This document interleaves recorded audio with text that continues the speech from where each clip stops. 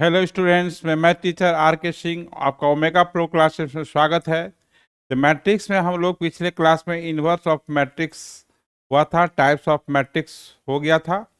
ठीक है, तो अब हम लोग पढ़ेंगे कि सिस्टम ऑफ इक्वेशन को मैट्रिक्स मेथड से कैसे सॉल्व करते हैं ना। तो अब देखिए यहाँ पर जो टॉपिक है वो लिखेंगे solution of system of linear equation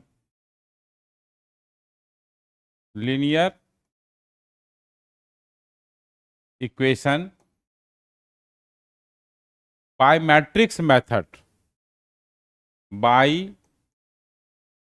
matrix method इसी को कहते हैं मार्टिन्स रूल। क्या कहते हैं?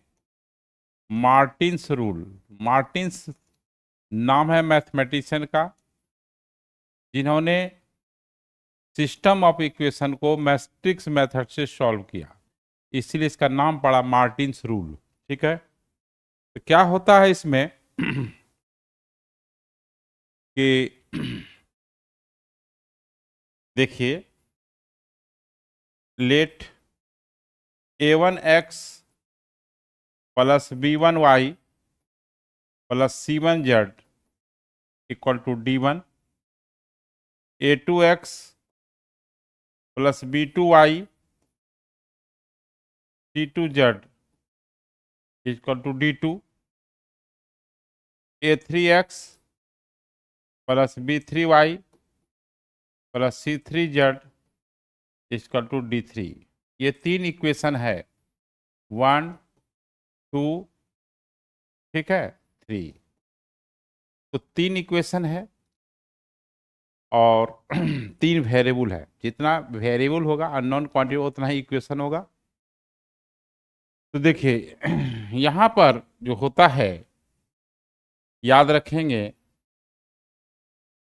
ax equal to B, ax equal to B main formula ये है। यहीं से क्या होगा, ये b ये बाई ए हो गया, तो यहाँ से x ए ऊपर चला गया, inverse of A into B. ये लीनियर इक्वेशन का सॉल्व करने का फॉर्मूला हो गया, ये मार्टिन्स ने दिया। अब यहाँ x क्या है, यहाँ पर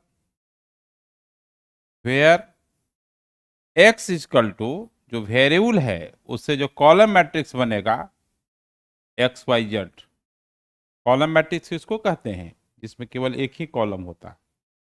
और ये जो है ये स्क्वायर मैट्रिक्स होगा, तो वो a1 a2 a3 x के कोफिशिएंट से जो बना matrix b1 b2 b3 c1 c2 c3, ये हो गया a। और b क्या हो गया, यहाँ पर जो राइट साइड कांस्टेंट टर्म बना है, कांस्टेंट टर्म से जो बन रहा है d1 d2 d3, ये हो गया b। ठीक है, इसको याद रखना है। x क्या हुआ, एक्स वाई जेड जो वेरिएबल है उससे कॉलम मैट्रिक्स बनेगा। b जो मैट्रिक्स है वो कांस्टेंट, राइट साइड जो कांस्टेंट है, हाँ, उससे जो कॉलम मैट्रिक्स बनेगा वो हो जाएगा। और a जो है आपका एक्स वाई जेड वेरिएबल के कोफिशिएंट से जो मैट्रिक्स बनेगा वही आपका क्या हो जाएगा, आपका a हो जाएगा। अब देखिए यहाँ पर यही मेन फार्मूला है, और उसके बाद हम लोग इस पे क्वेश्चंस प्रैक्टिस करेंगे। ठीक है, तो देखिए यहाँ पर अब solve the system of equation, solve the system of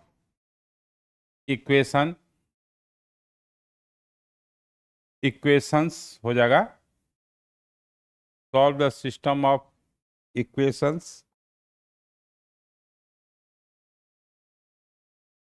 more than one equation है ना, equations by मैट्रिक्स मेथड। कोई और मेथड नहीं लगाना है, एलिमिनेशन मेथड होता है, क्रेमर्स रूल होता है डिटर्मिनेंट के थ्रू, मैट्रिक्स मेथड। तो गिवन इक्वेशन जो है आपका क्या क्या है, देखिए 5x plus 3y plus z equal to 16। दूसरा इक्वेशन है 2x plus y plus 3z equal to 19। उसके बाद हो जाएगा x plus 2y plus 4z, हाँ 4z इक्वल टू 25। इसको हमको मैट्रिक्स मेथड से सॉल्व करना है, यानी एक्स वाई जेड का वैल्यू निकालना है। ठीक है, तो सबसे पहले क्या करना है, पहले आप सामने फॉर्मूला लिख दीजिएगा। एक्स इक्वल टू कैसे स्टार्ट करना है, inverse of A into B. ठीक है, अब एक्स क्या है, तो देखिए एक्स एक कॉलम मैट्रिक्स होगा, इसमें वेरिएबल क्या है, एक्स वाई जेड है, एक्स वाई जेड हो गया। अब देखिए बी, ए क्या है, ए यहाँ पर एक्स का कोफिशिएंट कितना है, 5 है, 2 है, 1 है, 3 है, 1 है, 2 है, हाँ फिर 1 3 4। एक्स वाई जेड के कोफिशिएंट से जो बनेगा मैट्रिक्स वो ए हो जाएगा। अब बी क्या हो जाएगा आपका, जो कांस्टेंट टर्म इधर है ना, कांस्टेंट टर्म क्या है आपका, 16 है, 19 है, 25 है, ये हो गया आपका बी। अब आपको फार्मूला कहता है कि x equal to inverse of a into B, आपको इन्वर्स निकालना होगा ना। अब इन्वर्स कैसे निकलेगा, तो इन्वर्स ऑफ a जो है यही टाइम लगाएगा, adjoint of a bye determinant of a। अब हमको एडजॉइंट निकालना है, क्या निकालना है, एडजॉइंट निकालना है, तो सब एलिमेंट का आपको कोफैक्टर निकालना पड़ेगा। तो अब आगे चलते हैं, तो आगे जब चलते हैं तो देखिए ये जो है एक बार लिखना पड़ेगा, सामने रहना चाहिए ना। तो ये 5 to 1 5 to 1 3 1 2 3 1 2 और आपका 1 3 4 1 3 4। ठीक है, तो हाँ यहाँ पर ए हो गया। अब हम लोग थोड़ा सा ये बी तो अभी ज़रूरत नहीं है, ठीक है, बी अभी ज़रूरत नहीं है। तो आप इसका आपको करना क्या है, एडजॉइंट निकालना है। तो हर एलिमेंट का कोफैक्टर निकालना है, कोफैक्टर ऑफ A11 यानी 5 का कोफैक्टर। तो ये प्लस में जाएगा, क्योंकि देखिए फिर समझिए -1 होगा बेस, पावर होगा 1 + 1 2, -1 का होल स्क्वायर हो गया 5, होल स्क्वायर हो गया प्लस। तो अब क्या करना है कि जिस रो में लाइज करता है, देखिए आपको समझाने के लिए, जिस रो में लाइज करता है उसको हटा दीजिए, और जिस कॉलम में लाइज करता है उसको हटा दीजिए। क्या हो गया आपका 1 3 2 4। ठीक है, तो अब ये क्रॉस मल्टीप्लिकेशन कीजिएगा, तो 4 - 6 -2 होगा। ठीक है, तो अब जो है देखिए यहाँ पर क्या है कि 5 5 3 2 1, तो 5 3 2 1 और यहाँ पे 5 3 2 1 1 है। ठीक है, तो आपको समझने के लिए इस तरह से यहाँ आपका 1 है। अब देखिए कोफैक्टर ऑफ A21 तो माइनस में होगा, यहाँ नंबर ऑफ रो जो है 2 है, नंबर ऑफ कॉलम क्या है, 1 है।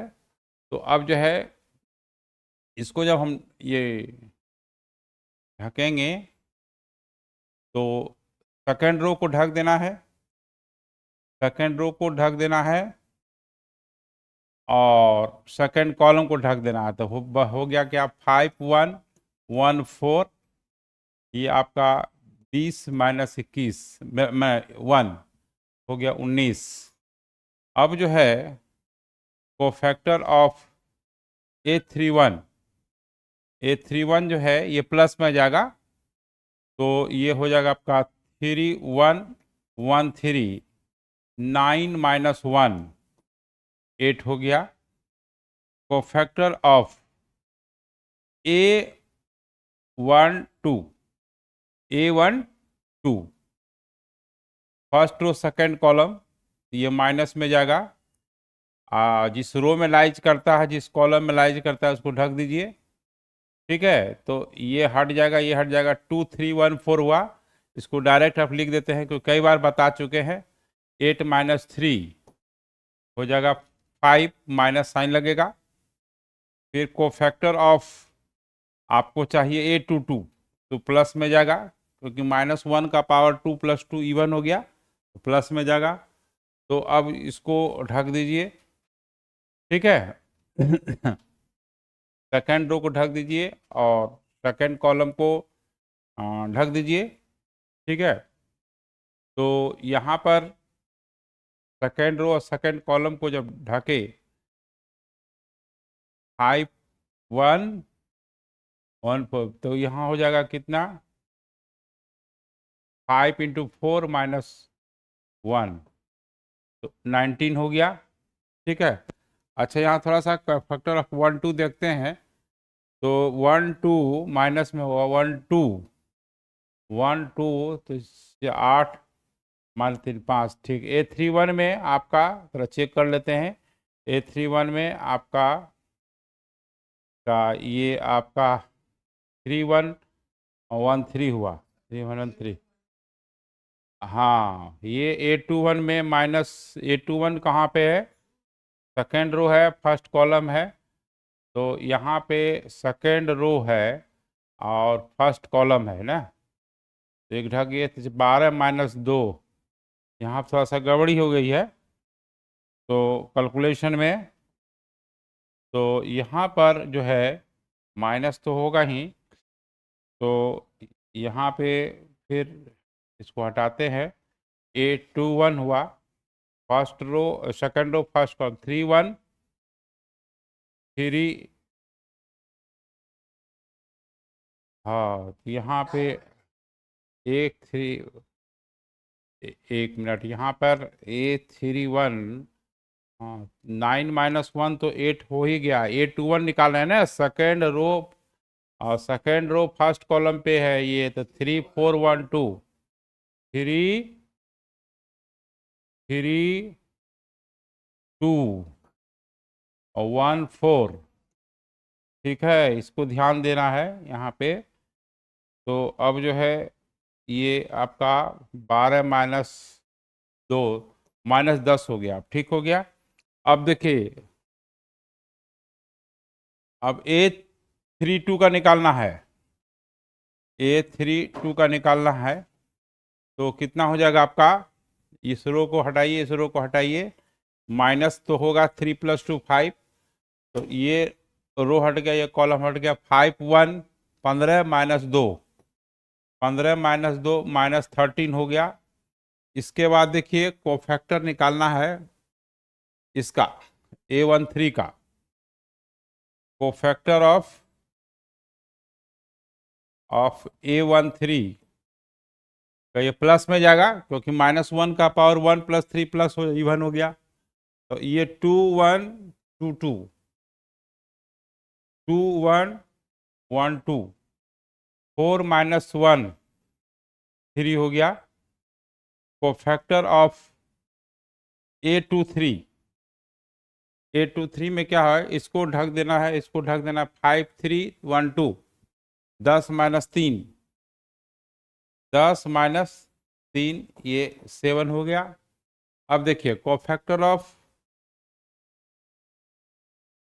A33, तो ये क्या हो जाएगा, 5321, 5 माइनस 6, 5 माइनस 6 माइनस 1 हो गया।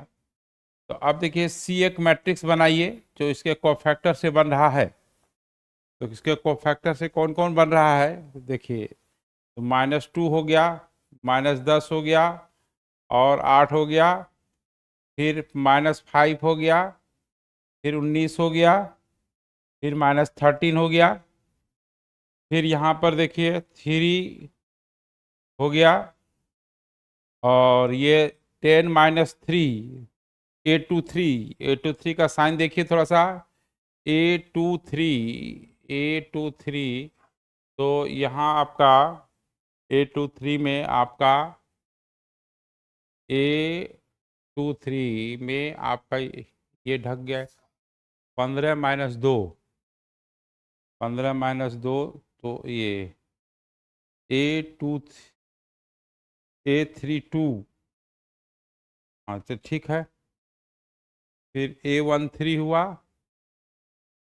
हाँ A13 हुआ, A23, ये रो हट गया, ये कॉलम हट गया, 5 10 -3 7, लेकिन माइनस साइन होगा, माइनस लगेगा साइन यहाँ पर, तो ये आपका -7 होगा। इसमें थोड़ा सा ठीक से देखना है, साइन बहुत इसमें माइनर, हाँ ये हो गया, तो आपका 3 -7 -1 हो गया। अब एडजॉइंट क्या होगा, एडजॉइंट जो होगा आपका सीटी हो जाएगा। सीटी जो है आपका, देखिए एडजॉइंट ऑफ ए जो है, जो निकाले उसका ट्रांसपोज करना है, तो क्या होगा देखिए, पीछे जाना पड़ेगा हमको, -2 -5 3 होगा, -2 -5 3 होगा, -2 -5 और 3 होगा, फिर पीछे जाना पड़ेगा, -10 19 -7 होगा, -10 -10 और 19 हो गया, -7 हो गया, ठीक है। फिर जाना पड़ेगा पीछे की ओर, 8 -13 -1, 8 13 -1, एक बार और देख लेते हैं, 8 -13 -1, दो का नेगेटिव है, हाँ ये हो गया, ठीक है, ये सी टी हो गया, ठीक है।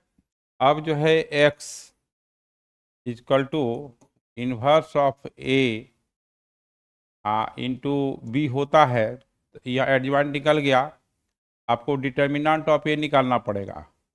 डिटर्मिनेंट ऑफ ए जो है आपका क्या हो जाएगा, 5 3 1 2 1 3, आपका 1 2 4, 1 2 4 हो गया। इस डिटर्मिनेंट का वैल्यू निकालिए, 5, हाँ 4 -6 -2, ठीक है, तो ये हाँ ये जो है 5, हाँ -2 हुआ, 12 -2, 12 -2 +1, और ये 9 -1, 9 -1, तो ये जो है आपका -10 हुआ, माइनस ये आपका कितना हो जाएगा, -20, और +8 कितना हो गया, -22, -22 हो गया। अब कुछ नहीं है, x आपका XYZ हो गया, ठीक है। इनवर्स ऑफ ए, एडजॉइंट कितना निकला है आपका, -2 -10 8, ठीक है, ये 8 है, यहाँ पे 8 है, और ये आपका ये -5 19 माइनस 13, 3 माइनस 7 माइनस 1, पाई आपका -22 इंटू बी। बी जो है हमारा क्या होगा, 16 19 25, 16 19 और 25, 16 19 25 हो गया। अब ये दोनों को मल्टीप्लाइड करना है। क्या करना है, मल्टीप्लाइड करना है इसको इससे। आप मल्टीप्लाइड करेंगे, देखिए यहाँ पर स्पेस की कमी है, आपको मल्टीप्लिकेशन बताया ही गया है। ये दोनों को मल्टीप्लाइड कीजिएगा, इससे ये इससे ये इससे, तो आपका जो है आपका यहाँ सब कैलकुलेट करके 1 2 3 हो जाएगा। देखिए ये 16 इंटू -2, 19 इंटू माइनस, बड़ा फिगर आएगा। तो इस तरह से मल्टीप्लाइड करेंगे तो 1 2 3 आएगा, एक्स इक्वल टू 1 हो गया, और वाई इक्वल टू 2 हो जाएगा। एक्स इक्वल टू 1 तो वाई इक्वल टू 2 और जेड इक्वल टू 3 हो गया। यानी एक्स जो है 1 के बराबर होगा, वाई 2 के बराबर होगा, आमने सामने जो है वो इक्वल हो जाएगा। ठीक है, तो इस तरह से हम लोग ध्यान से करना है, क्योंकि एक भी एलिमेंट थोड़ा इधर उधर हो गया, साइन थोड़ा इधर उधर हो गया तो सब गड़बड़ हो जाएगा। ठीक है, ये गड़बड़ किसी से भी हो सकता है, स्टूडेंट्स भी हो सकता है, टीचर्स भी हो सकता है, ये कोई बड़ी चीज़ नहीं है। बट ये कोशिश करना ये है कि गलत नहीं हो, क्योंकि इसमें बहुत देख रहे हैं कितना कैलकुलेशन है, थोड़ा सा एक मिस्टेक हो जाएगा। तो अब चलिए आगे हम लोग करते हैं कि ये तो सॉल्व करने का तरीका हुआ। अब कितने टाइप का सॉल्यूशन होता है ना। अब टाइप्स ऑफ सॉल्यूशन पढ़ेंगे हम लोग। Types of solution, solution of system of equation, system of equation. अच्छा, solution, types of solution of system of equation. तो देखिए एक होता है कि यूनिक सॉल्यूशन। यूनिक सॉल्यूशन ये वो हुआ जिसका कि एक ही सॉल्यूशन होता है। ए सिस्टम ऑफ, हाँ नहीं, ये सॉल्यूशन, ए सॉल्यूशन है ना,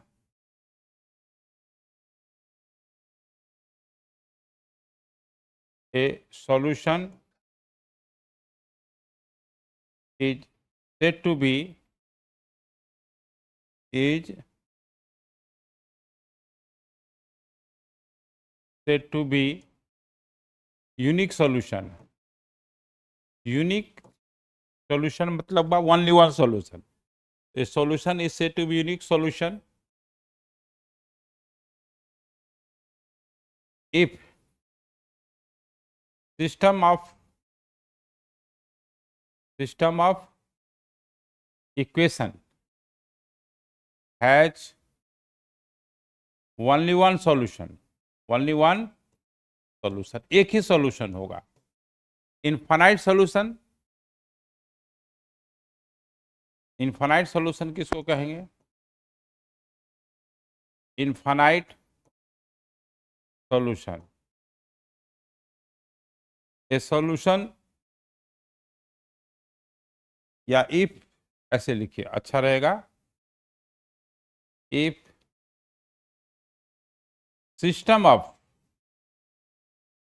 equation has infinite solution,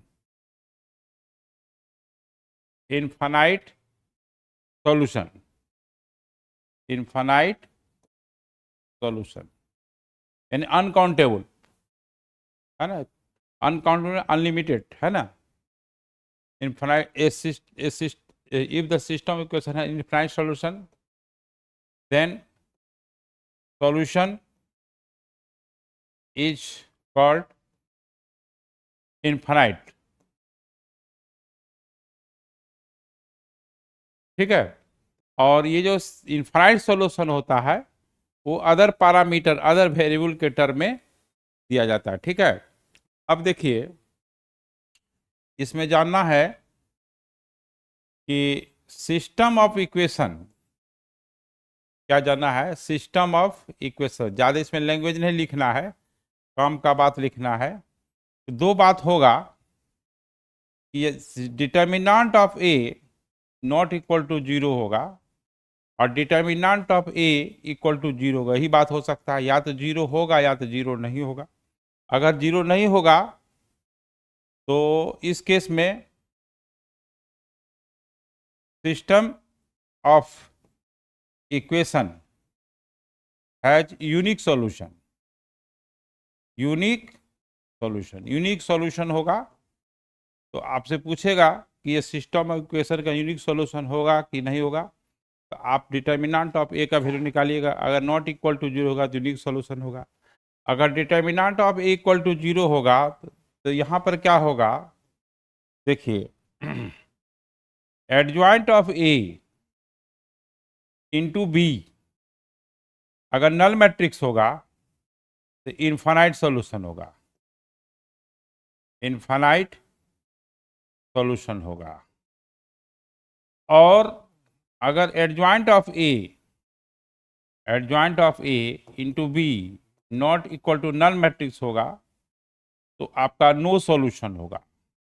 no solution मतलब होता है इनकंसिस्टेंट। देखिए अब आपका यहाँ पर आ गया वर्ड कंसिस्टेंट। तो कंसिस्टेंट किसको कहते हैं, देखिए consistent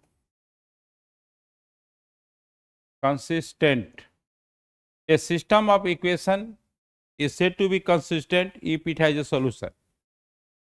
A system of equation is said to be consistent if